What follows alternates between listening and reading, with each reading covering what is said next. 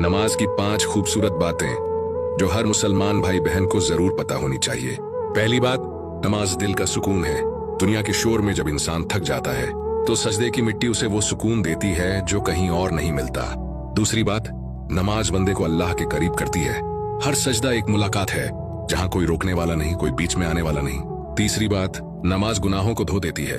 जैसे पानी जिस्म की मैल साफ करता है, वैसे ही नमाज रूह की मैल मिटा देती है। चौथी बात, नमाज रिज़्क़ में बरकत का सबब बनती है। जो शख्स वक्त पर नमाज पढ़ता है, अल्लाह उसके कामों में आसानी और जिंदगी में बरकत अता करता है।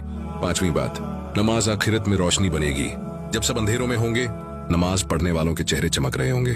तो याद रखो, नमाज छोड़ना अपने रब से रिश्ता तोड़ना है और नमाज कायम रखना उस रिश्ते को हमेशा जिंदा रखने का वादा है।